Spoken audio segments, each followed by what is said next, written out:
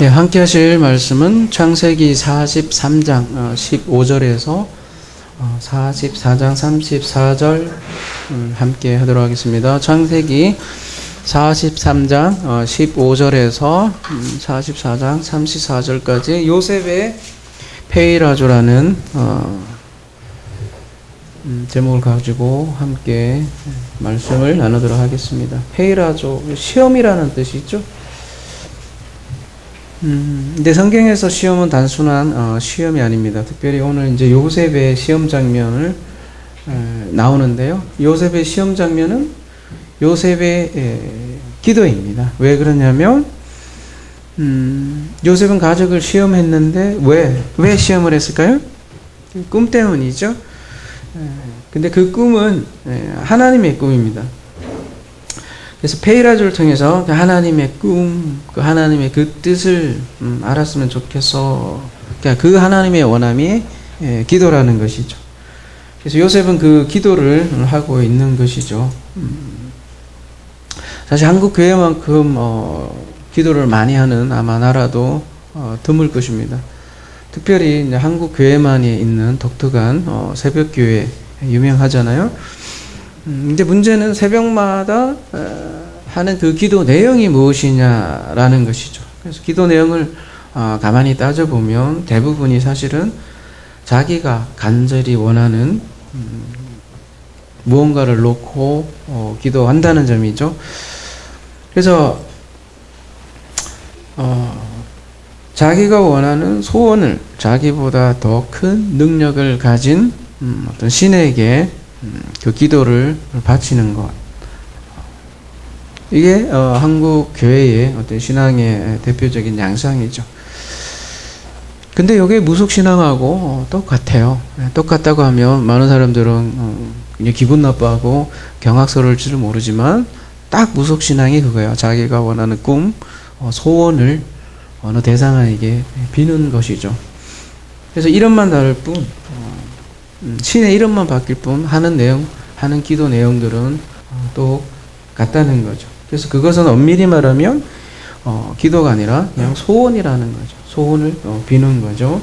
근데 성경에서 말하는 기도란 그런 무속신앙에서 말하는 소원을 빌고 소원을 성취하는 그런 것이 기도라고 하지 않고요.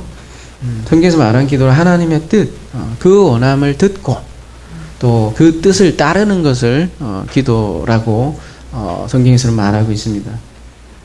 그래서 하나님의 뜻, 그 원함을 듣는 것이 무엇보다도 중요한 기도의 행위라는 것이죠.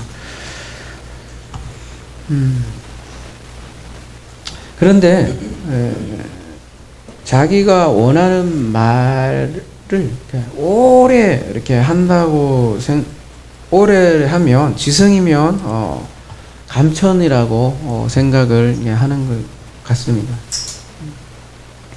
그래서 우리가 예전에 정화수를 떠놓고 새벽마다 비나이다 비나이다 하는 내용과 사실 크게 다를 게 없는 것이 오늘날 새벽 기도가 아닌가라는 생각을 합니다.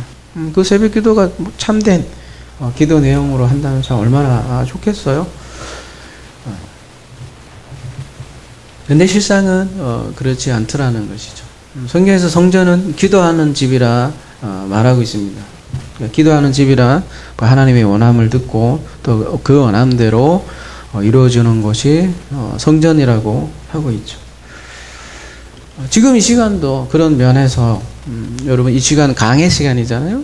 강의 시간 따로 있고 뭐 말씀 시간 따로 있고 기도 시간 따로 있고 이런 것이 아니라 이 시간 강의 시간이 그 강의 시간을 통해서 우리가 하나님의 그 원함을 알고 또 듣고 그 뜻을 때로 우리가 행하면 이 강의 시간도 기도 시간이 되는 거죠. 말씀과 기도가 하나가 되는 거죠. 그리고 그 뜻을 우리가 들었고 이 강의 시간 동안 그래서 다 내 것이 돼서 또 내 이웃에게 그 하나님의 원함을 하나님의 기도를 우리가 해주면, 그러니까 전달해주면 그게 진정한 기도라는 거죠. 그래서 제가 자주 하는 표현으로 기도는 내리사랑이다. 그런 말을 하는 이유가 위에서부터 자꾸 내려오는 비처럼 그렇게 우리가 기도가 이루어지는 것이죠. 그런 면에서 요셉도 오늘 본문에 그 내리사랑, 내리기도를 하고 있는 것이죠. 요셉은 37장에 두 번에 걸쳐서 꿈을 꿨습니다. 그 꿈이 하나님의 꿈이었다라는 사실을 우리가 알아보았고요. 하나님의 기도죠. 그래서 요셉은 그 꿈을 잘 기억을 하였고 또 그 꿈의 의미를 깨달았죠. 알았죠. 그리고 그 37장의 꿈의 내용은 뭐라고 그랬습니까? 곡식단이 절하고 해와 달과 별이 절하는 것은 그리스도의 머리됨에 대한 계시라고 우리가 계시라는 걸 우리가 알아보았죠. 그래서 그 하나님의 기도의 응답으로 애굽의 총리가 된 것이죠. 요셉이. 그래서 특별히 요셉은 양식을 관할하는 자가 됐는데요. 양식을 다스리는 자. 여러분, 하나님 나라는 말씀으로 다스리는 나라입니다. 하나님이 말씀으로 다스리는 나라, 하나님 나라라고 하는데 요셉이 그런 면에서 하나님 나라의 양식 관리자가 된 것이죠. 그래서 보이는 양식으로 이렇게 하늘 양식을 알려주게 된 거죠. 이게 기도라는 게 기도. 그래서 요셉은 그 꿈을 알았고 또 그 하나님의 기도를 알았고 그 기도가 하늘에서 이루어진 것 같이 이제는 땅에서 이루어지는 장면이라고 할 수 있습니다. 그것을 알려주려고 요셉은 계속해서 시험을 하고 있는 것이죠. 페이라죠. 시험인데요. 시험은 시험의 목적이 있는 게 아니라 시험을 통해서 우리가 독기마저라고 하죠. 그죠? 확증하다 이렇게 하는데요. 시험을 통해서 무언가 알려주려고 시험을 하는 것이죠. 그러면서 요셉은 지금 그의 가족들을 위해서 시험을 하고 있는데 가족을 골탕 먹이려고 하는 게 아니라 일종의 그런 가정으로서 페이라죠. 가정이라는 것이죠. 그래서 그 꿈을 하나님의 기도죠. 그걸 실현하려는 하늘의 뜻이 땅에서 이루어지는 그 가정으로서 하는 것이라는 거죠. 그래서 하나님은 이렇게 그 축복의 통로로 사용하신다는 거예요. 누구를요? 그 하나님의 원한 기도를 알아듣는 그 아들을 통해서 또 친구를 통해서 그의 뜻을 알리는 거죠. 그래서 그것을 축복의 통로라고 이렇게 얘기를 하는데요. 참 양식을 주기 전에 근데 이제 형들을 정탐꾼으로 몰고 또 지난주에는 또 돈 뭉치를 양식 자루에다가 집어넣고 언뜻 보면 골탕 먹이는 장면 같이 보이기도 하는데 그걸 통해서 그들에게 무언가를 알려주고 하는 거죠. 신약 용어로 얘기하면 죄에 대해서, 의에 대해서, 심판에 대해서 엘렌코, 드러낸다. 그런 엘렌코 하는 장면이라고 할 수 있죠. 그렇게 요셉의 페이라조 가정을 통해서 이제 드디어 오늘 본문은 누가 와요? 베냐민이 옵니다. 마지막 아들 베냐민이 요셉에게 오는데요. 근데 요셉은 또다시 시험을 합니다. 베냐민이 오면 그만할 법도 한데, 그죠? 아직도 그렇다면 뭔가 꿈이 아직 성취되지 않았다는 건데요. 요셉은 자기 신분을 아직 밝히지 않아요. 29절 함께 보도록 하겠습니다. 워낙 본문이 길어서 제가 이렇게 생략할 부분 생략하고 설명할 부분은 설명하도록 하겠습니다.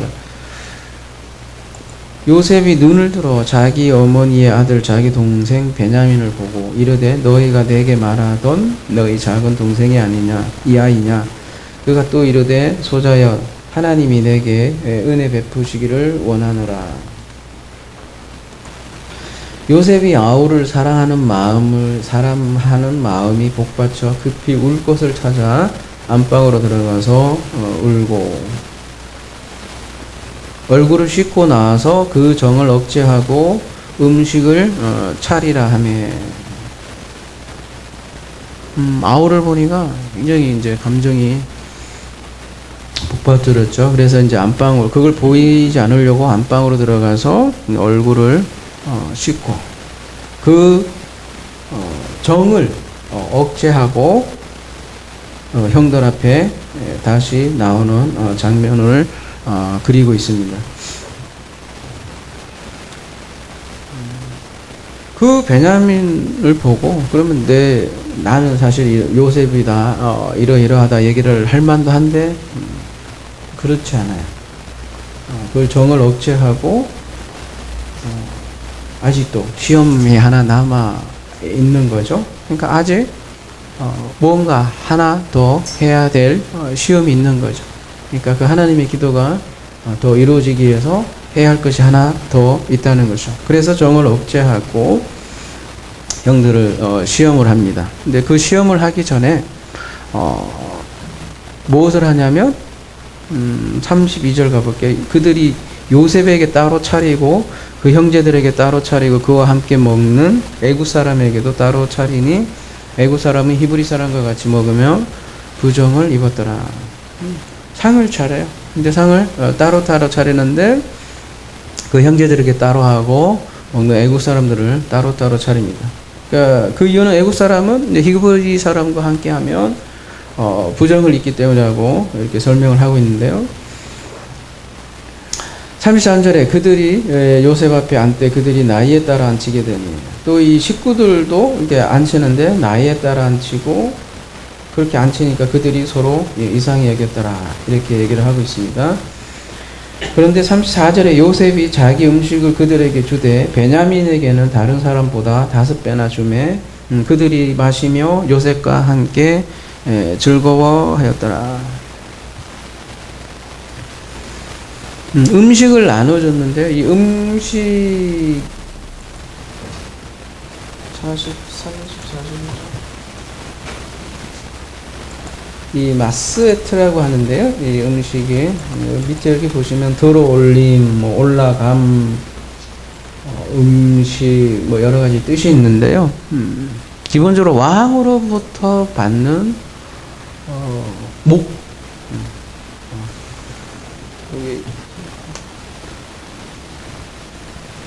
몫이라고 하면 여러분 왕으로 받은 어떤 선물 개념이에요. 이 사람으로부터 받는 선물. 근데 여기 이제 들어올리다 이런 뜻도 있지만 그 들어올린다라는 의미가 봉헌이라고 여러분 들어보셨죠, 그죠? 봉헌. 우리 이제 봉헌합시다 이러잖아요. 그 봉헌이라는 뜻을 그래서 가지고 있어요. 그래서 우리가 그 봉헌이라는 건 또 다른 말로 하면 왕으로 받는 선물인 거야. 그러니까 헌금 개념이 그런 거예요. 하나님이 선물 먼저 주시고 그 선물 주신 거를 다시 올리는 그런 개념이 구약의 그 봉헌 개념. 어쨌든 이 음식을 베냐민에게 주었다 이렇게 얘기를 하고 있는데요. 단순히 이제 음식이라기보다는 이런 선물 개념이 들어가 있는 거죠. 근데 특별히 누구에게? 베냐민에게 5배의 마스에트를 주었다 이렇게 얘기를 하고 있습니다. 그 다른 형제가 보면 기분 나빠할 만도 하잖아요. 한 사람에게만 5배나 줘요. 근데 그런 얘기는 안 나와요. 뭐라고 그래요? 그냥 요셉과 함께 즐거워하였다라고 하고 있습니다. 그럼 우리는 여기서 이제 질문이 드네요.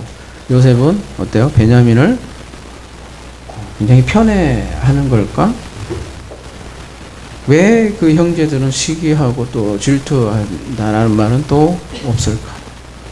오히려 요셉과 함께 즐거워하였다 이렇게 얘기를 할까요? 5배나 주매 이런 표현은 그만큼 베냐민에게는 풍성한 식탁을 주었다라는 그런 표현이겠죠. 여러분 베냐민은 여러분 이제 잘 알다시피 마지막 아들이에요, 그죠? 마지막 아들은 죽음으로 맺는 열매라고 제가 재차 강조를 해왔고, 그 죽음으로 맺는 열매인데 그들에게 주어질 풍성한 식탁을 설명하는 그림입니다.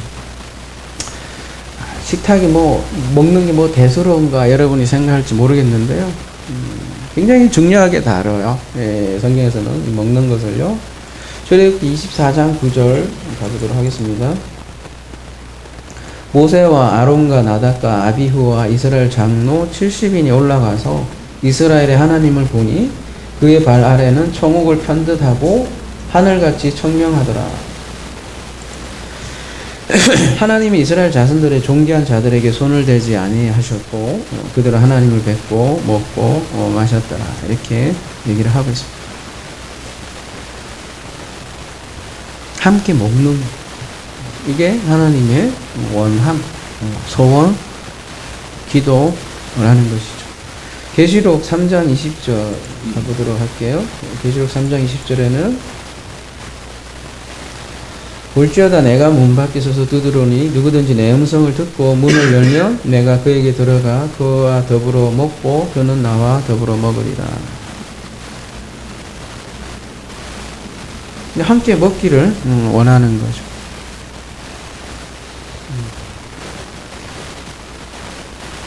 여러분, 인간 사이에 있어서도 먹는 거 되게 중요하죠, 그죠? 만약에 저에게 먹는 즐거움을 뺏는다면 제 인생의 3분의 1은 날아가는 것 같아요. 그만큼 중요한 포션을 가지고 있는데, 사실 그렇잖아요. 먹으면서 어떻게 해요? 친해지잖아요. 혹은 또 친한 사람끼리 먹기도 하고. 지금 추석이잖아요. 추석임에도 불구하고 여러분은 이 자리에 나오셨는데, 추석 때 사실 모여서 뭐 해요? 먹죠, 그죠? 그것 때문에 우리 여성 동지들은 많은 스트레스를 받잖아요, 그죠? 남자들은 작아서 놀고 있는데 여자들은 전을 굽기도 하고 하늘 뭐 음식 만들고 이러잖아요. 스트레스 요인이기도 하지만 사실 또 추석이나 설 아니면 언제 그 가족들이 모이겠어요, 그죠? 그리고 그 가족들이 모여서 하는 일이 서로 먹고 서로 먹는 거죠.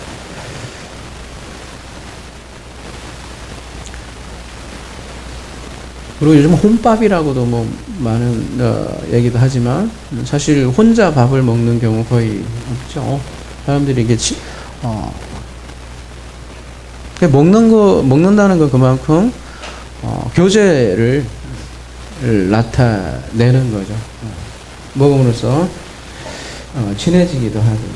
그래서 식사 자리로 초대하는 그런 말씀들이 많은데요. 대표적으로 이사야 55장 1절 오호라 너희 모든 목마른 자들아 물로 나와라 돈 없는 자도 오라 너희는 와서 사 먹되 돈 없이 값 없이 와서 포도주와 젖을 사라 너희가 어찌하여 양식이 아닌 것을 위하여 은을 달아주며 배부르게 하지 못할 것을 위하여 수고하느냐 내게 듣고 들을지어다 그리하면 너희가 좋은 것을 먹을 것이며 너희 자신들이 기름진 것으로 즐거움을 얻으리라 너희는 귀를 기울이고 내게로 나와 들어라.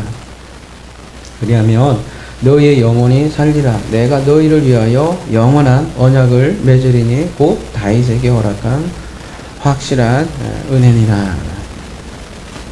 이 식사초대. 여러분 구약에는 많은 희생제사라는 것이 있잖아요. 그 희생제사를 드리고 나중에 하는 일이 뭐냐면 제사장들이 음식을 먹어요.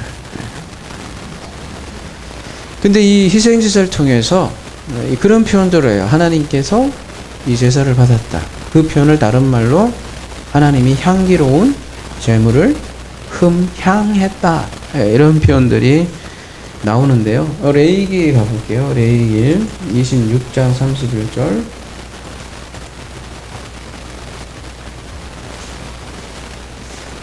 내가 너희의 성읍을 황폐하게 하고 너희의 성소들을 황량하게 할 것이요 너희의 향기로운 냄새를 내가 흠향하지 아니하고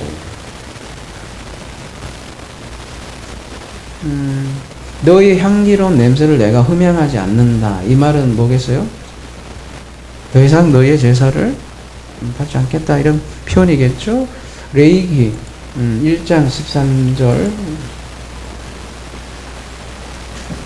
그 내장과 그 정강이를 물로 씻을 것이요 제사장은 그 전부를 가져다가 제단 위에서 불살라 번제를 드릴지니 이는 화제라 여호와께 향기로운 냄새라. 번제가 다 태우는 건데 이게 화제고 요게 여호와께는 뭐래요? 향기로운 냄새가. 창세기 6장에도 창세기의 노아의 스토리에 보면 하나님께서 그의 제물을 흠향했다 이런 표현들이 나와요. 그러니까 이스라엘 백성들이 제사를 드릴 때 여호와께서 그 향기를 흠향했다 이런 표현들이 나오는데 어떻게 알았을까요? 여러분 그런 질문이 안 생겨요? 어떻게 여호와께서 향기로운 제물을 흠향했다 그러한 사실을 어떻게 알았을까요? 이스라엘 백성들이 그런 생각은 안 해보셨어요? 그 영이신 하나님이 어떻게 냄새를 맡았을까? 그리고 그 제사를 흠향했다는 게 되게 만족했다는 거 아니겠어요?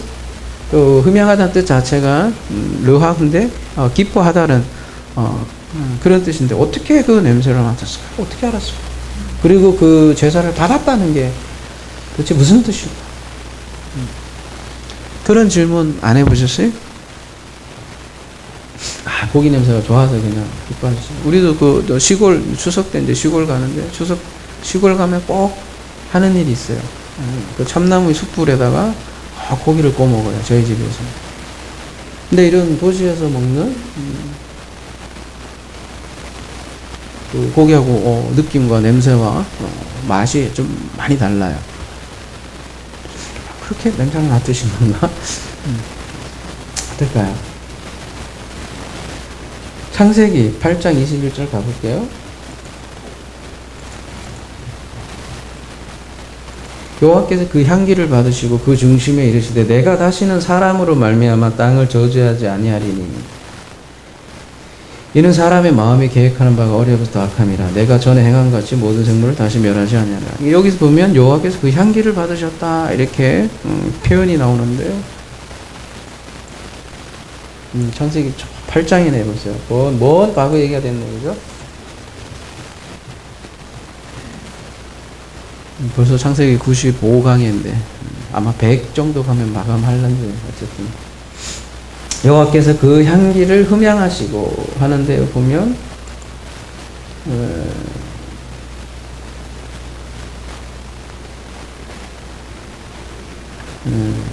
여기 어디서 많이 본 거죠? 루하흐, 여호와, 에트. 이것도 루하하고 그 느낌이 비슷한 쓰고 있고, 여러분 니오하흐 5207이라는 요 단어를 주목해 보시기 바랍니다. 뭐예요? 니오아흐 무슨 뜻이에요? 밑에 보면 뭐 즐거운, 뭐 기쁘게 하다, 뭐 그런 뜻입니다. 근데 앞에는 르아흐가 있고 니오하고 르아흐가 합쳐진 단어인데 이 니오하흐는 또 어디서 많이 본 단어 같지 않아요? 우리 어디서 많이 본 것 같잖아요. 니오하흐 뭐하고 비슷해요? 니오아흐 르아흐 노아라는 그 인물의 그 발음과 거의 유사한 그런 단어예요. 그래서 노아하고 이렇게, 그러니까 그의 향기를 받았다는 것은 그 노아라는 그 자체를 지금 받았다라는 그런 표현이에요. 노아를 기쁘게 받았다. 노아가 이제 재물을 바쳤지만 그 재물은 단순히 재물이 아니라 노아 자신을 여호와께서 기쁘게 받았다. 로마서 12장 1절처럼 그거를 그 노아를 산 재물로 기쁘게 받았다라는 표현을 이렇게 향기를 그러니까 향기를 흠향했다 이렇게 성경에서는 표현을 하는 거예요. 그러니까 고기 자체 냄새를 좋아했다는 거라기보다는 그 사람을 그 사람 자체를 기쁘게 받았다는 거예요. 그러니까 제물을 한다고 뭐 희생제사 한다고 다 좋아하는 게 아니잖아요. 그 사람이 어떤 사람이냐가 중요한 거고, 그 제사장이 어떤 제사장이냐가 중요하고, 그랬을 때 하나님께서 그 향기를 흠양했다 이렇게 얘기를 하는 거예요. 그러면 노아 자체를 받았다는 말이 도대체 무슨 의미일까?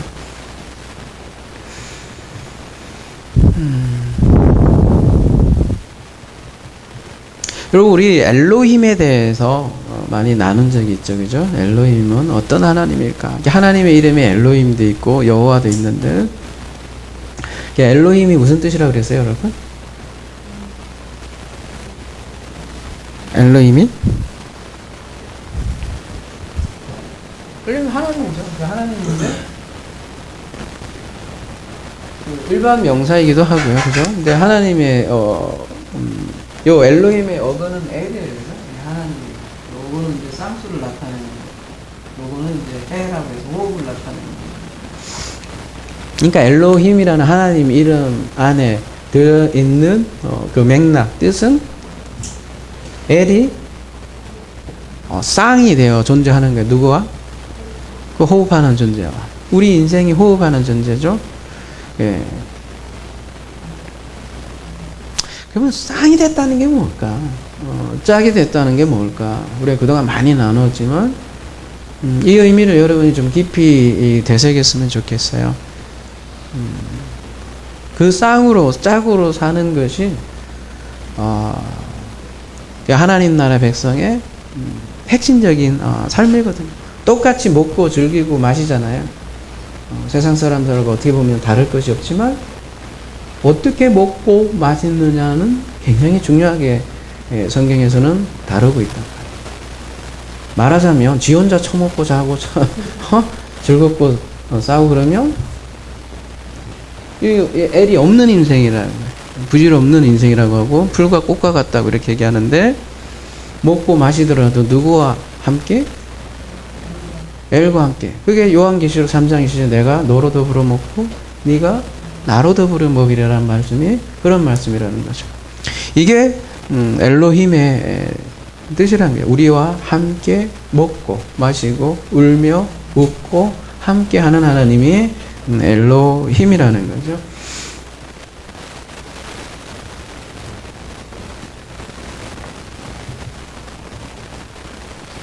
여러분, 우리가 하나님을 느끼면 살죠. 여러분, 하나님 느끼면 살지 않나요? 안 해요? 하나님을 느끼면서 살아야 안 살아요? 안 산다면 여러분 좀 심각하네요, 그죠? 하나님 느끼면서 살잖아요. 거꾸로 우리가 아들과 아버지 관계잖아요. 아버지는 어떻게 느낄까요, 그러면? 아버지는 아들을 느낄까요, 못 느낄까요? 당연히 느끼겠죠. 우린 거꾸로를 생각을 못 하는 것 같아요. 우리가 아버지를 느끼는 그거는 아는데, 거꾸로 아버지가 나를 느끼는 거는 잘 이렇게 생각을 안 하시는 것 같아요. 왜? 이런 짝 개념이 없기 때문에, 상수 개념이 없기 때문에. 나만 더불어 먹는 사는 게 아니라, 그도 나와 더불어 먹는 사는 거죠. 내가 하나님을 느끼듯이 하나님도 나를 통해서 느낀다, 맛본다 생각을 안 해보셨어요? 영이신 그 하나님이 우리 보이는 우리를 통해서 맛있게 먹었을 때 그분도 맛있다는 생각을 안 해보셨냐는 거죠.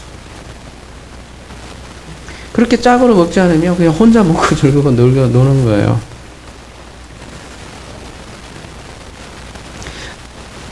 이게 더불어 먹음이라는 성경의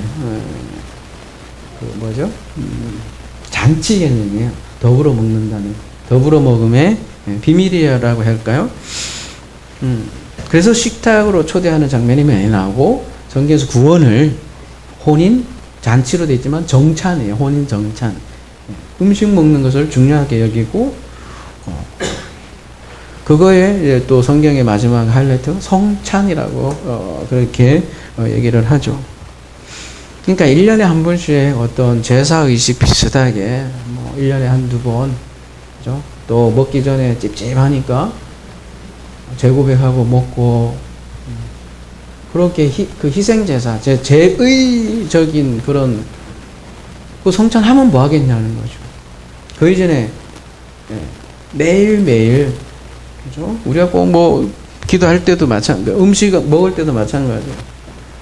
이렇게 눈 감고 폼 잡고 이렇게 기도한다고 해서 그 시간만 기도겠냐는 거죠. 그거보다 오히려 어때요, 여러분? 그 먹는 그 한순간 한순간, 지금도 이제 누가 밤을 또 깨서 드시지만 항상 그 함께 쌍으로 먹는, 하나님께서 내가 호흡할 때도 이게 내 호흡이 아니라 하나님께서 나를 통해서 호흡한다는 늘 그 교제에 그 더불어 먹고 마심의 삶을 사는 게 영생의 삶을 사는 우리 천국 백성의 삶이라는 거죠. 먹는 거 그래서 굉장히 중요한 거예요. 근데 우리는 먹을 때 그냥 안 먹게 되고 쌍으로 먹는 거를 더불어 먹는다는 거죠.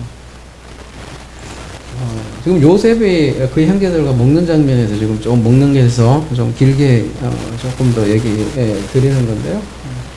특별히 이제 추석이니까 저 한 2kg 와서 체중계를 달았더니 2kg를 쪘더라고요. 다시 빼야 됩니다. 누가복음 15장 21절에 보면 아들이 이르되 아버지 내가 하늘과 아버지께 죄를 지었사오니 지금부터는 아버지 아들이라 일컬음을 감당하지 못하겠느니 아버지는 종들에게 이르되 제일 좋은 옷을 내어다가 입히고 손에 가락지를 끼우고 발에 신을 신기라. 또 살찐 송아리를 끌어다가 잡으라. 우리가 먹고 즐기자. 이 내 아들은 죽었다가 다시 살아났으며 내가 잃었다가 다시 얻었노라 하니 그들이 즐거워하더라. 이게 아버지와 아들의 더불어 먹음인데요. 잔치. 요한계시록 19장 9절 천사가 내게 말하기를 기록하라. 어린 양의 혼인잔치에 청함을 받은 자들이 복이 있도다 하고 내게 말하되 이것은 하나님의 참되신 말씀이라 하기로. 이거 참 많이 자주 다뤘던 본문이죠. 그죠? 어린 양의 혼인잔치에 청함을 받은 자들이 복이 있대요. 이 청함을 받은 자.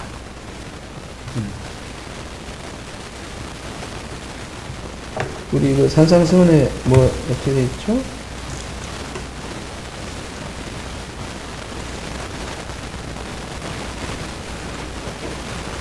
외통하는 자는 복이 있나니 그들이 미로를 받을 것이며 이렇게 돼 있잖아요. 그죠? 이때 원문은 그들이 초청을 받을 것이요 이렇게 했죠. 청함을 받은 자들의 무리가 에클레시아 교회이죠. 혼인잔치 초대받은 자들 즉 교회가 여기서 뭐라고요? 본문에서는 근데 이것은 하나님의 참되신 말씀이라고 이렇게 했는데 원문에 뭐라고 그랬어요? 이것은 물질이 아니라 남성 복수예요. 그죠? 그래서 이들은 하나님의 진리의 말씀 단수가 아니라 들이다 이렇게 얘기를 하고 있죠. 그러니까 혼인잔치에 청함을 받은 자들이 말씀 드리라는 거예요. 그리스도가 말씀이니까 말씀과 연합된 말씀들 그게 엘로힘의 개념이에요. 엘과 짝된 호흡 그들을 말씀드리라고 하고 그래서 요한복음 10장에서는 그래서 너희들을 엘로힘이라 하지 않느냐 이렇게 하고 있죠.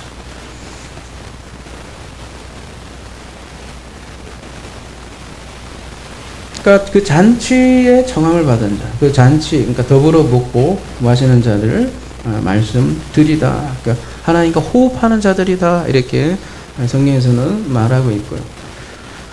이게 아버지의 소박한가요? 꿈이에요. 부모들의 소박한 꿈이 뭐겠어요? 뭐 자녀들에게 뭐 큰 거 원하겠어요? 그죠? 뭐겠어요? 와서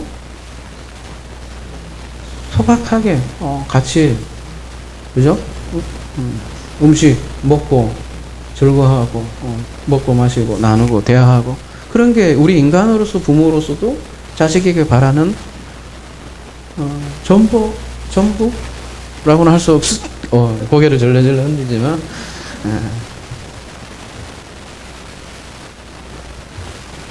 고개를 절레절레 흔데요. 이따가 나눔 시간 한번 대표적인 부모들이 원하는 모습이잖아요. 이게 하나님의 원함이에요. 꿈이. 그래서 요셉이 하나님의 꿈 원함을 가족들에게 보여주는 거고, 그게 기도라는 거죠. 여러분, 기도에 대해서 가장 유명한 말씀이 데살로니가 전서 5장이잖아요. 16절에 항상 기뻐하라, 쉬지 말고 기도하라, 범사에 감사하라. 이것이 그리스도 예수 안에서 너희를 향하신 하나님의 뜻. 이게 오늘 요셉의 스토리에 표현을 하면 너희를 향하신 하나님의 뭐? 꿈이다. 너희를 향하신 하나님의 기도니라, 이렇게 표현할 수도 있고. 근데 생각을 해보십시오. 항상 기뻐하라. 뭐 그렇다 쳐. 범사에 감사하라. 안 될 것 같지만 그렇다 쳐. 근데 쉬지 말고 기도하래요. 이거 뭐 어쩌라고 도대체.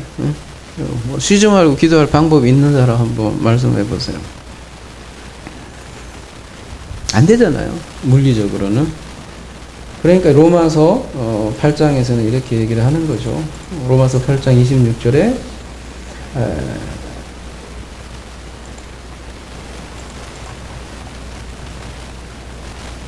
이와 같이 성령도 우리의 연약함을 도우시나니 우리의 마땅히 기도할 바를 알지 못하나 오직 성령이 말할 수 없는 탄식으로 우리를 위하여 지은의 간구하느니라.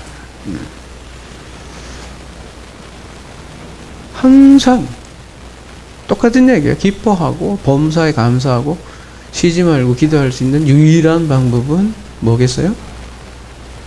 하나님의 에러건이에요. 이것도 기도조차도. 그죠? 항상 기뻐하는 미친놈이지 그게. 그죠? 항상 기뻐하면 그죠? 빵글쳤네.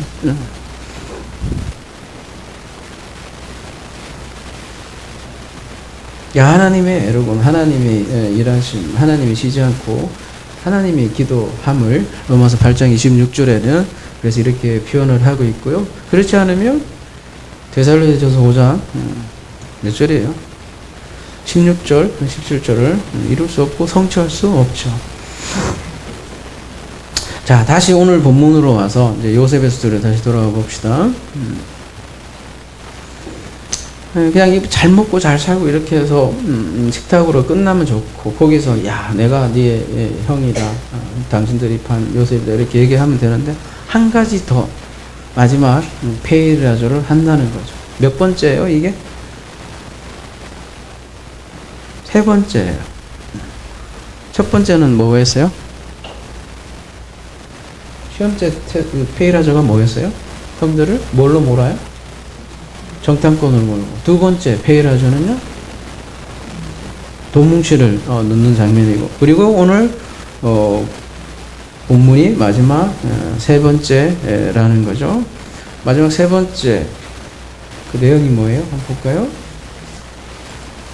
44장으로 이제 넘어가도록 하겠습니다. 요셉이 그의 집 청지기에 명하여 이르되 양식을 각자의 자루에 운반할 수 있을 만큼 채우고 각자의 돈을 그 자루에 넣고 또 내 잔 곧 은잔을 그 청년의 자루 아기에 넣고 그 양식값 돈도 함께 넣으라 하며 그가 요셉의 명대로 하고. 뭘 집어넣어요? 은잔을 누구한테 집어넣어요? 베냐민에게 집어넣죠.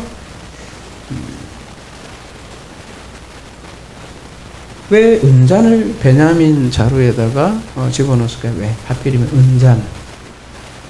은잔이 많아요. 이번에도 뭔가 이렇게 모함을 주려고, 그죠? 트러블을 생기게 하려고 뭔가를 집어넣는데 왜 하필 은잔이냐는 거죠.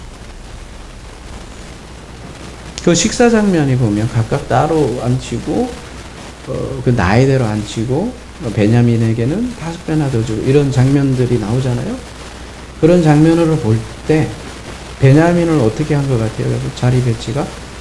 애국은 또, 애국 사람들은 더 멀리 있고, 그 다음에 형제들이 있고. 요셉과 가장 가까이서 더불어 먹고 마신 사람이 누군 것 같아요? 여러 가지 장면을 정황상 볼 때 베냐민이죠? 근데 그 베냐민이 음식을 먹을 때 어디에다가 담아서 먹었겠어요? 바로 이 은잔이라는 거죠. 그래서 이 은잔을 그 자루에다가 집어넣었다는 거는 말하자면 뭐를 만들기 위한 거예요?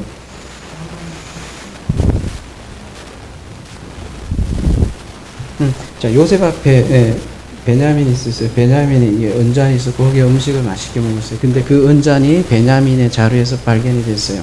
그러면 뭐에 대한 완벽한 알리바이가 형성 안 되는 거예요. 뭐예요? 베냐민이 요 은잔을 훔쳤다라는 누명을 씌우기 위해서 은잔을 집어넣었다는 거죠. 뭐 그리 어려운 내용 아니잖아요. 빼도 박도 못하게 또 베냐민을 이렇게 힘들게 하려고 집어넣은 거잖아요.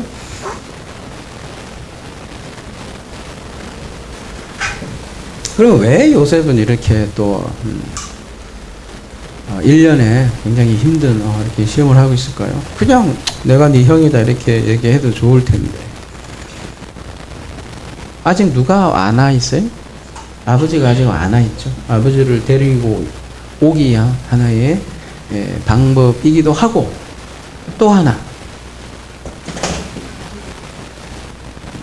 뭔가 지금 알려주는, 지금 우리가 요셉이 첫 번째, 두 번째, 세 번째인데 그냥 내가 네 형이다, 니들의 동생입니다 이렇게 얘기를 하지 않고 일종의 세 번이라는 페이라조를 하는 것은 가족들을 전부 다 데리고 오기 위한 꿈의 성취를 위한 것이 첫 번째이고, 또한 그 과정을 통해서 무언가 알려주려고 하는 게 있기 때문에 자꾸 그렇게 집어넣는다는 거죠.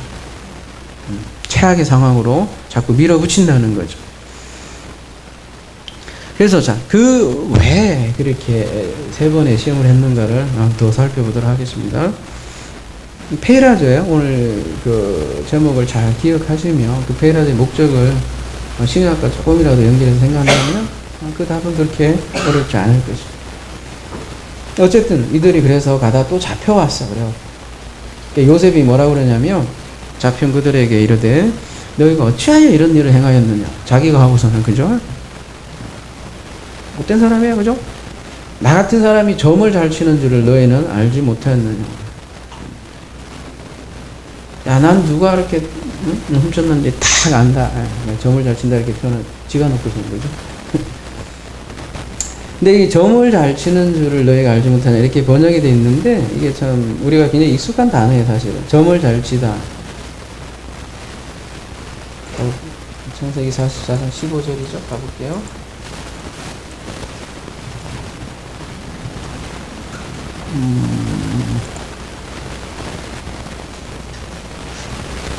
나하시 두 번 써서 강조하고 있는데, 어디서 많이 들어본 단어죠. 나하시.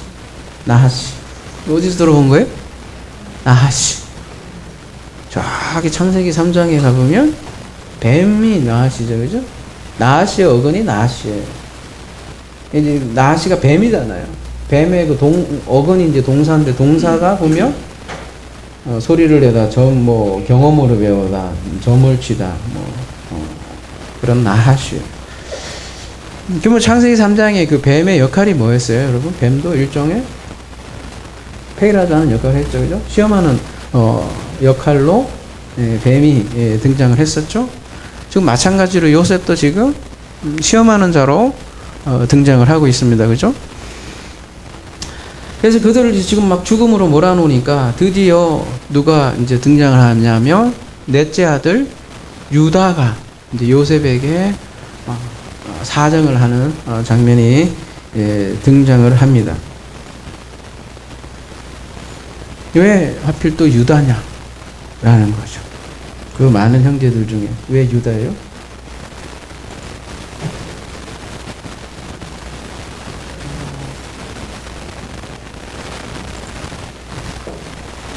유다에 대한 한번 예언을 한번 볼게요. 야곱의 축복인데요.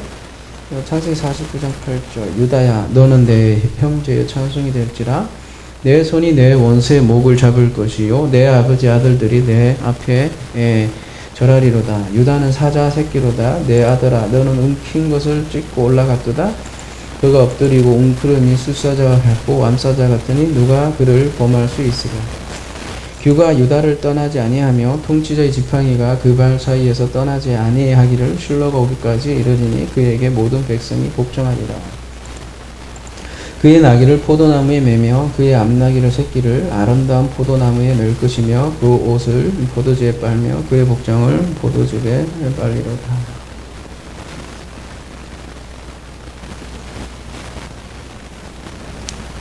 그의 눈은 포도주로 인하여 붉겠고 그의 이는 우유로 말미암아 이르리로다. 이 부분은 창세기 49장 갈 때 자세하게 우리가 내용 하나하나를 보기로 하고요. 지금은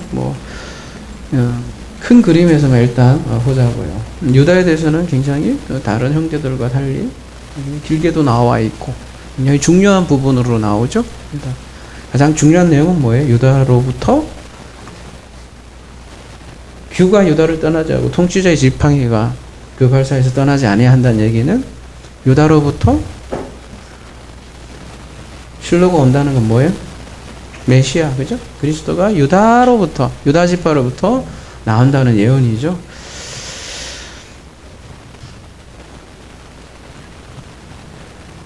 그래서 이런 유다가 이제 대변자로 나오고, 그래서 요셉 앞에 간절히 삭삭삭삭 비는 장면으로 나오는데요. 유다가 이런 고백을 할 수 있었던 이유는 뭘까? 원동력은? 유다의 고백을 좀 더 살펴보겠지만 왜 이런 고백을 할 수 있었을까요? 유다의 고백? 일종의 죽음의 고백이잖아요, 그죠? 내가 차라리 내가 죽더라도 내가 베냐민을 반드시 구해야겠어. 그런 이제 내용들이 좀 나오는 거잖아요. 유다의 고백이 나올 수 있는 이유가 뭐겠어요? 그게 바로 요셉의 페이라조라는 거예요. 계속 그렇게 몰아붙인 거예요. 계속 죽음으로 몰아붙였기 때문에 유다가 이런 고백이 나왔고, 그것도 유다의 고백 속에 그 복음이 알랄이 새겨져 있다라는 거죠. 여러분 생각해 보십시오. 한 번도 아니고 세 번씩이나, 그죠? 처음에는 정탐꾼을 모니까, 여러분 생각해 보십시오. 그 낯선 이방 땅에 갔는데, 그것도 대단한 권력을 가진 자가, 너희들은 정탐꾼이다! 이러면, 속으로 어떻게 생각했어요? 죽었다지 뭐. 그렇게 생각하지 않았겠어요. 그러니까 이제 풀려났다 싶었는데, 다시, 또 돈뭉치가 발견됐다 하면, 또 뭐라고 생각했겠어요? 걸렸다. 죽었다. 이런 생각 할 거 아니에요? 또 세 번째, 또 마지막 풀려날 줄 알았는데, 또 잔이 나왔으면, 죽었다. 이렇게 또 생각을 하겠죠. 그렇게 세 번을 몰아치는 장면이죠. 그들을 죽음으로까지 몰고 가는 거죠. 그래서 이제 나오는 유다의 고백들이 절절히 복음을 대변하고 있는데요. 굉장히 기니까 대표적으로 30절 가볼게요. 아버지의 생명과 아이의 생명이 서로 하나로 묶여 있거늘 이제 내가 주의 종 우리 아버지께 돌아갈 때에 아이와 우리가 함께 가지 아니하면 아버지가 아이의 없음을 보고 죽으리니 이같이 되면 종들이 주의 종 우리 아버지가 흰머리로 슬퍼하며 서울로 내려가야 합니다. 아비의 생명과 아이의 생명이 카사를 묶여 있다 이렇게 얘기를 하고 있어요. 물론 아버지 야곱하고 마지막 아들인 베냐민의 생명이 하나로 묶여 있다. 그만큼 아버지는 마지막 아들을 애지중지하고 있다라는 그런 표현이겠죠. 근데 여기에도 복음이 들어있는 게 바로 이 오늘 우리가 얘기하는 쌍수 개념, 쌍호흡의 개념이기도 하고, 그거를 요한복음에서는 뭐라고 얘기를 하냐면 요한복음 10장 29절에 보면 그들을 주신 내 아버지는 만물보다 크심에 아무도 아버지 손에서 빼앗을 수 없느니라. 만물보다 크신 그 아버지 엘이 나와 아버지는 하나다. 그럼에도 또 나와 하나입니다. 이 하나라는 개념이 그러니까 딱 이 쌍으로 이해하시면 제일 편할 거예요. 둘인데 하나고 하나인데 둘인데. 그거를 가사로 묶여있다 이렇게 얘기를 하는 거예요.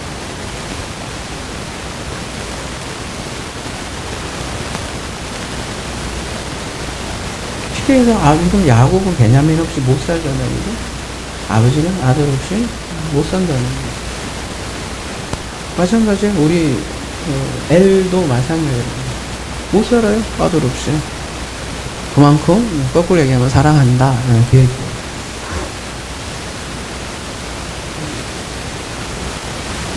다시 창세기 44장 32절로 돌아가세요. 주의 종이 내 아버지에게 아이를 담보하기를 내가 이 일을 아버지께로 돌아오지 아니하며 영영이 아버지께 죄짐을 지리다 하였습니다. 33절 이제 주의 종으로 그 아이를 대신하여 머물러 있어 내 주의 종이 되게 하시고 그 아이는 그의 형제들과 함께 올려보내소서. 마지막 그 아이가 나와 함께 가지 아니하며 내가 어찌 내 아버지에게로 올라갈 수 있으리까. 두렵건대 제 해가 내 아버지에게 미침을 보이리라. 무슨 얘기예요? 32절, 33, 34절에 자기가 말하자면 대신 잡히겠다. 거꾸로 얘기하면 자기가 대신 죽겠다. 이거 아니겠어요? 그죠? 이거를 흔히 대속이라고도 하잖아요. 십자가, 희생이라고 하고.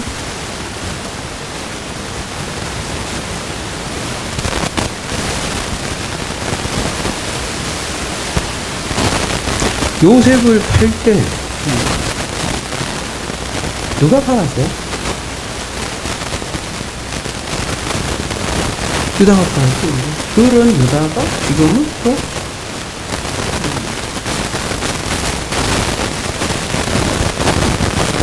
그런 유다가 또 다른 역할을 하고 있는 걸 보면 참 성경이 아이러니한 거죠. 역설이고.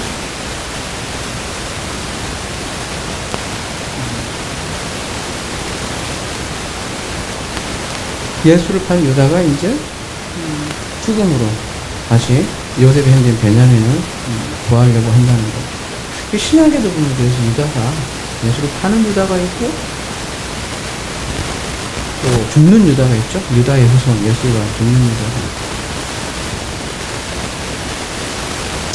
우리 잔의 시인이잖아요.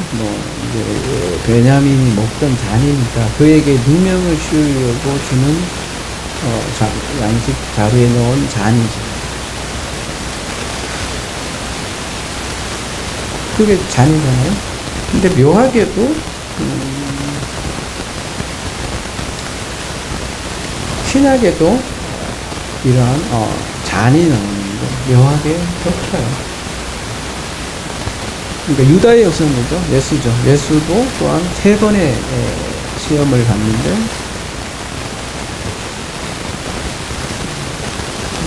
예수도 광야에서 3번의 시험을 갔잖아요. 그리고 또 마지막에 보면 겟세마네 동산에서 3번 이렇게 기도를 하는데요. 그 내용이 뭐예요? 보면 우리가 지난주 이제 요한복음하고 이번 주 창세기 강의라고 해서 조금 떨어져 이게 느껴질지 모르겠지만 지난주 어떤 장면이었어요? 에고에임이 우크에임이라는 제목을 가지고 했잖아요. 베드로의 3번의 부인에 관한 내용을 우리가 함께 나눴잖아요. 그래서 요한복음에는 겟세마네 동산의 기도가 생략되어 있지만 공관복음에는 예수님의 3번의 기도가 들어가 있다고 했잖아요. 그런 장면을 보면 이렇게 맞추려고 한 건 아닌데 진도가 창세기하고 이게 겹쳐서 가더라는 거예요. 어쨌든 그 공관복음에 예수님의 3번의 기도를 다 아시고 계시겠지만 다시 한번 살펴보면 39절 가보면 무슨 기도예요? 내 아버지요 만일 할만하시거든 이 잔을 내게서 지나가게 하옵소서. 그러나 나의 엄대로 마옵시고 아버지의 엄대로 하옵소서. 이 아버지의 원한. 이 기도잖아요.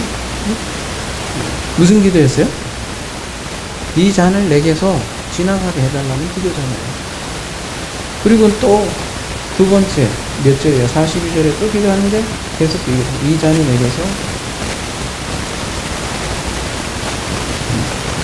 하고서 하는데 또 아버지 원대로 하옵소서. 몇 번을 기도를 한 거예요? 44절에 보면 나아가 세 번째 말씀으로 기도하신 후 세 번 이 기도를 한 거죠. 무슨 기도를요? 이 잔을 내게서 옮겼다. 이게 예수에게는 폐라죠. 잔을 옮기라는 얘기는 뭐겠어요? 이 잔이라는 게 뭐를 메타포 하는 거예요? 잔? 십자가 죽음의 시험을 잔이라고 얘기하는 거잖아요. 그죠? 근데 육신으로서의 원함은 또 십자가를 줄 수 없잖아요. 근데 아버지의 원함은 그 잔을 마시는 것이 아버지의 원함이고 그 원죄가 하옵소서. 그게 기도의 순간인 거죠. 하나님의 뜻을 알고 하나님의 기도를 알고 그 원함의 뜻대로 맞추는 것이 이런 기도 응답이에요.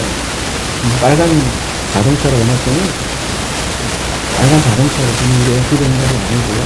보면 딱 되잖아요.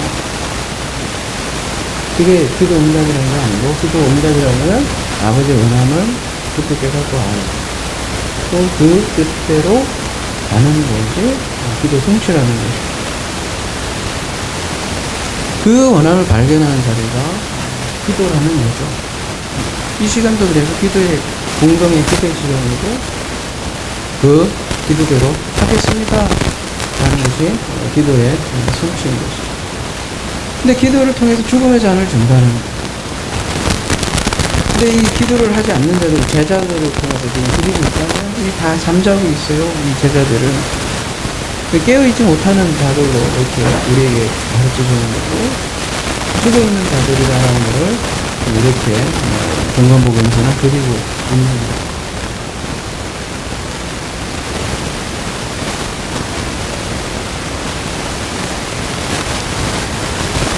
사도의 모습을 보면서 제자들의 죽어있는 상태를 보여주고 있고 그들을 위해서 죽음의 잔을 갖는 그들을 위해서 십자가 죽음을 지는 그런 그리스도의 모습을 공간복음에서는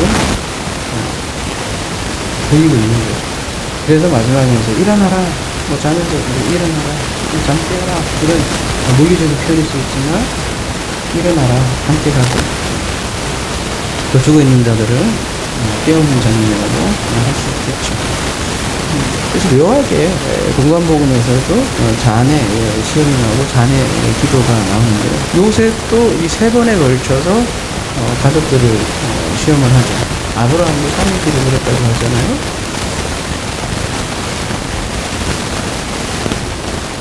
그러니까 요셉의 이제 페이라조 정리 한번 해봅시다. 세 번에 걸친 요셉의 페이라조인데 이 페이라를 통해서 그들에게 무엇을 폭로한 거예요? 맞아요? 엘렌토한 거예요?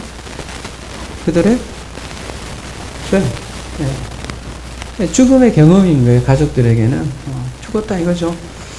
그래서 그 죽음의 과정을 통해서 그냥 애따 죽어라 이게 아니라 어떤 과정으로 이끄는 거예요? 자기 부인의 과정으로 이끄는 거죠. 지난 시간 우리가 베드로의 우크에이미 고백에 대해서 다뤘잖아요. 단순히 뭐 죽을 걸 겁내서 하는 부인이라기보다는 예수를 다른 메시아, 다른 하나님으로 알고 있었기 때문에 부인할 수밖에 없는 우리 인간의 실존을 보여주는 장면이라고 했잖아요. 그리고 그 베드로의 부인조차도 사실은 예수께서 이미 예언을 하셨고 그 베드로의 부인조차도 사실은 하나님의 계획 안에 있었던 거고 그런 베드로를 사용하셔서 마지막에 양을 치는 자로 만들잖아요. 네가 나를 사랑하느냐? 이 세 번의 완전한 부인을 한 베드로에게 예수께서 먼저 나타나셔서 세 번이나 묻잖아요. 사랑할 수 없는 존재지만 하나님이 사랑함으로 양을 칠 수 있는 존재로 만들어가는 그러니까 우크에임이 아무것도 아닌 존재를 에고에임의 존재로 만들어서 그렇게 양을 치는 자로 세워가는 그런 과정을 요한복음을 통해서 가르쳐 줬잖아요. 그러니까 이 에고의 힘이 고백이나 뭐 엘로힘의 고백이나 똑같은 얘기잖아요. 진정한 나는 내가 아니라 그 아버지고, 그 아버지와 내가 함께 호흡할 때 나는 드디어 짝으로서 쌍으로서 고백할 수 있습니다. 이 고백이 떨어지기 전에는 죽음의 고백 없이 이 고백 못해요.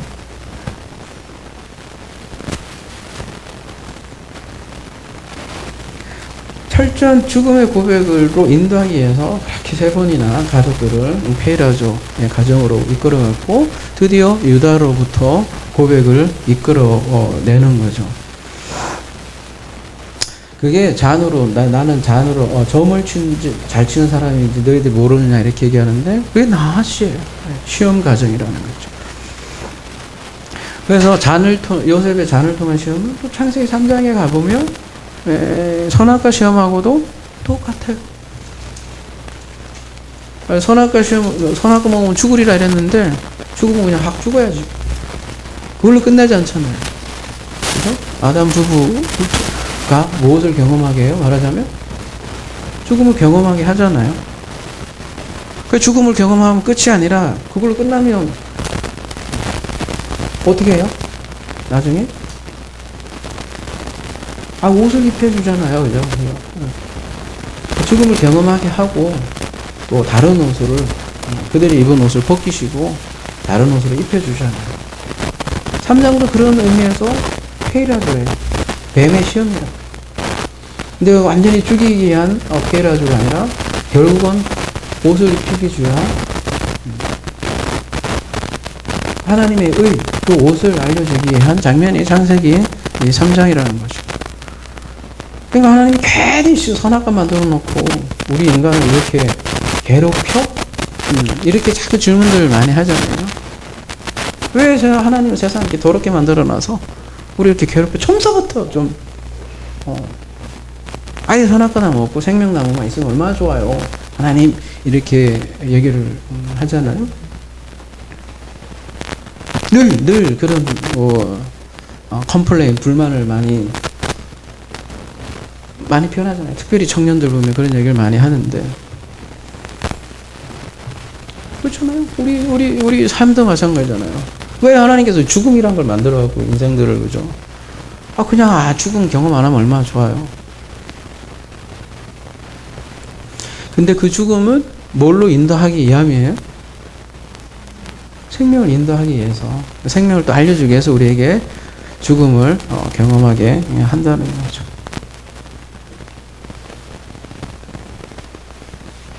그래서 요셉을 다른 말로 하면 예수를 판 유다가 똑같이 등장을 하는 거고요. 근데 그 유다가 그리스도의 후손, 그러니까 그 유다로부터 그리스도가 또 나와요. 그게 유다예요. 우리를 대표하는, 이스라엘을 대표하는 유다이기도 하고, 이스라엘이 또 예수를 또 팔아요. 거기로부터 그런 예수를 팔고, 또 그 제자들의 대표인 베드로가 예수를 부인하지만 그를 또 다시 찾아와서 네가 나를 사랑하느냐 묻고서 또 그를 제자로 쓴다는 거죠.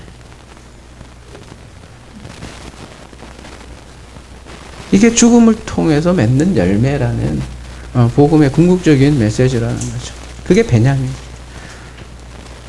이게 우리 얘기이기도 하고요. 이 복음을 우리에게 알려주려고 굉장히 길게 서술되어 있잖아요. 요셉의 페이라조 장면이. 이게 성경의 가장 핵심 메시지이기 때문에. 그래서 요셉이 기도라고 하는 거예요. 그것도 완전한 기도인데 3번에 걸친 하나님 원하면 알았으면 좋겠어. 이 가족 알려주기 위한 시험이라는 거예요. 우리 인생도 마찬가지라는 거예요. 여러분이 살면서 그렇게 넉넉하지 않잖아요.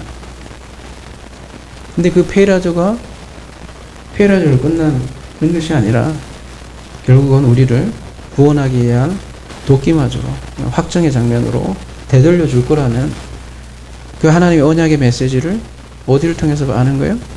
말씀 속에서, 성경 속에서 우리가 깨닫고 알게 되는 거예요. 그랬을 때 더 이상 우리에게 주어지는 모든 페이라조는 더 이상 페이라조가 안 되는 거라는 거죠. 그래서 어려운 삶 가운데서도 우리는 항상 기뻐하고 항상 감사할 수 있는 존재로 세워지는 거라는 거죠. 이러한 근본적인 의식 전환 없이, 자기 죽음 없이 항상 기도하라, 기뻐하라, 감사하라가 성취가 안 되는 거죠. 하나님이 하실 때만이 되는 거고, 그 하나님이 나와 더불어 먹을 때만이 가능한 고백들이 데살로니가전서 5장 16절 고백입니다. 욱 에이미 후 에고 에이미 고백이 나온다는 거죠. 그래서 요셉이 자기 신분을 낮은 존재, 요 세 번의 시험 이후에 이제 자기 고백을 해요. 내가 그다. 내가 요셉이다. 라고 고백을 하죠. 그러니까 욱 에이미 고백 후에 우리를 찾아와서 네가 나를 사랑하느냐, 그리스도가 우리에게 찾아와서 살리신다는 거죠. 이러한 과정을 통해서 아버지의 기도가 성취되는 것이죠. 그 기도를 누굴 통해서 이루는 거예요? 요셉을 통해서. 이게 기도라는 거죠. 이런 기도가 응답되는 저와 여러분이 되기를 기도합니다.